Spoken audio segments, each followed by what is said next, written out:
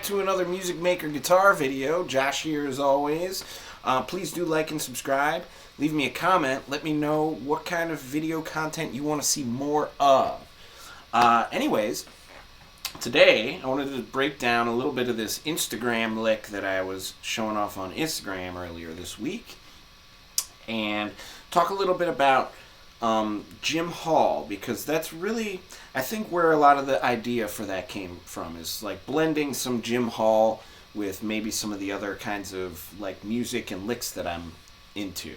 So that said, here's how this lick is kind of like Jim Hall. Actually, it really doesn't sound like Jim Hall at all.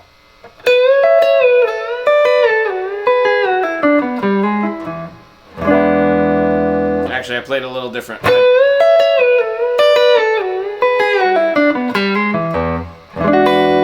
how I did it on Instagram. But that said, it's the reason it's Jim Hall based is because when I was a kid, I remember my guitar teacher at the time made me watch this really in-depth, like, it's like a VHS video, if anybody out there remembers what those are. And it's actually out on YouTube now somewhere. And he talks about motif and how you actually don't even really have to know how to play the guitar to be able to play a motif. Essentially, like, if you can play a shape, like a power chord can be a motif. Right?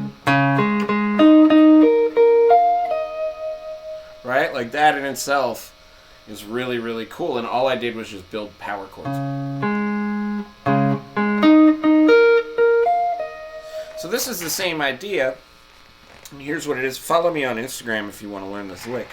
But here's what the motif part of it is this.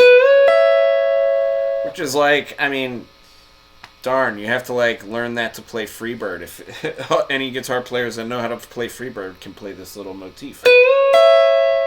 So that's kind of the part that that gets repeated. It just moves around. Right? It's the same shape and it's the same technique. I'm just bending up a whole step.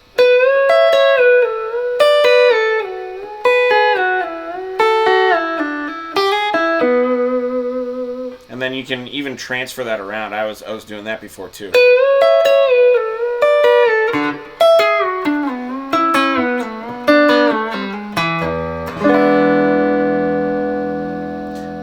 And that kind of just adds some extra mileage to what you're doing. And it also, like, the coolest thing about it is there's actually two things that are amazing.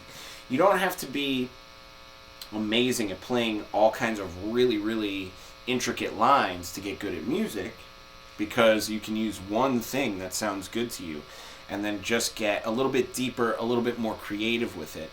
And then that creates your motivic content, and then you can develop from there.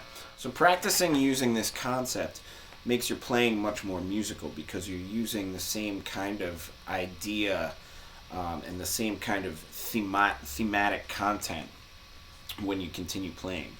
Now, that said, you should always push yourself, always challenge yourself a little bit.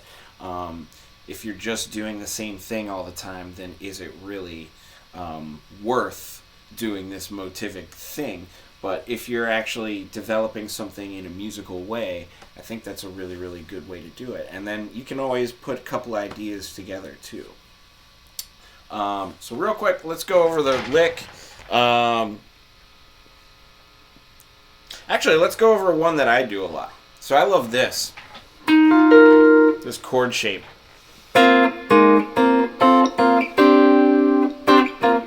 It's like a Zappa, kind of a Zappa chord, but this is like a C2 chord.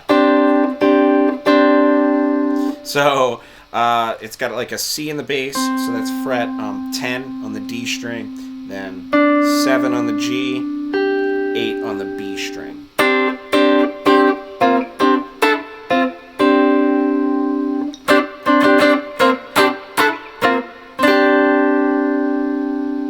Anyways, so that's the chord, and if you think about it, like, it depends on which key you're in. I'm going to do something in C. If you do that here, That's actually like root, second, fifth. But if I move that same chord up 3 frets, that makes like flat 3, 4th, flat 7. If I move it up another 2, that's like 4th on the bottom, 5th, root. And I can do another 5th, 6th, 2nd. Right? And I can move that down too. That'd be flat 7, root, 4th. Then here, 5th, 6th, 2nd. That's an octave below where I just left off. You can do here too. That sounds great. But that's flat 6. So it depends on if you want. I like to have natural 6s a lot of the time. They're a little bit brighter. But this is beautiful. Right?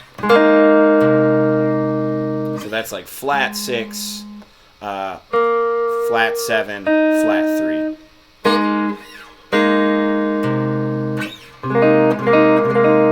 Like that too. So if you take that and then now you use that knowledge to like maybe connect to something else. So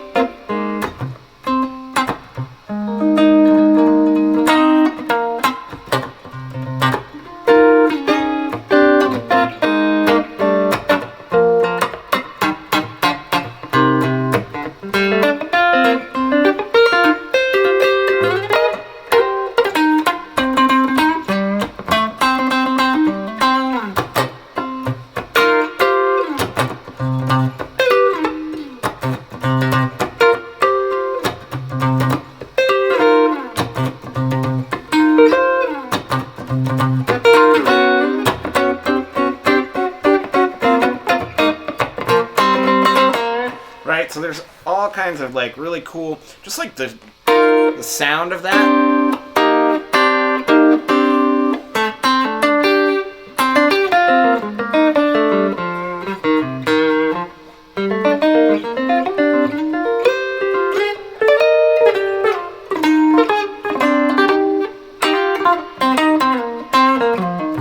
Just like the sound of this, like those 3 notes, the interval of them all together, the combination. This is all the same combination, you know?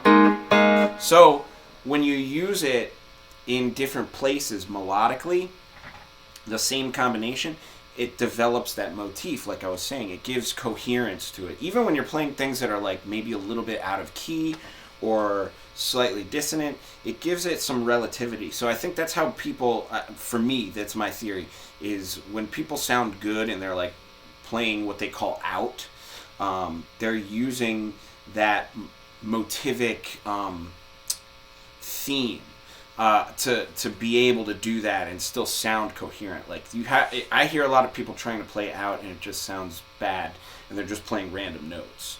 But there's a lot of people that play out really, really well because they're playing melodically and they're using motivic tools and they're using thematic tools to really develop what they're doing in a musical way. And I think that's the difference between like somebody like an Oz Noy playing out and like somebody who you hear that just sounds completely random. So that said, I hope you enjoyed this. It's a little bit more of a conceptual theory Thursday, but this is, I think, a really, really important one because it's not like music theory.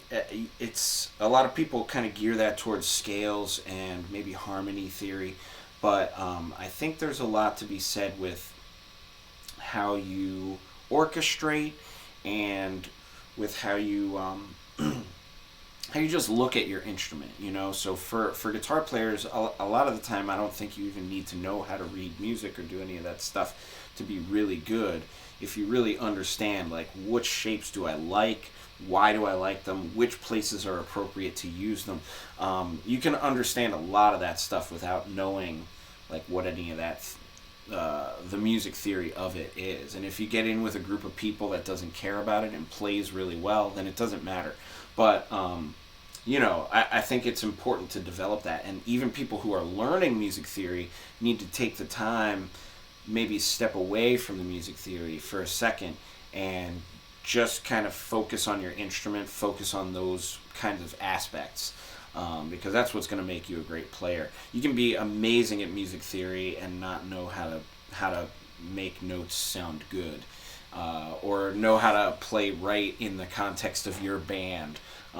Or there's just so many things that are always there to work on. So I think that's all for today, Theory Thursday, conceptual stuff. But hopefully that's helpful for you. I have one question for you. What's one concept that you use at home to try and make sure that your playing and your abilities are top-notch? That's what I want to know from you. So leave me a comment. Let me know. Please have a great Theory Thursday. I will see you tomorrow, and I'm going to play my way out now.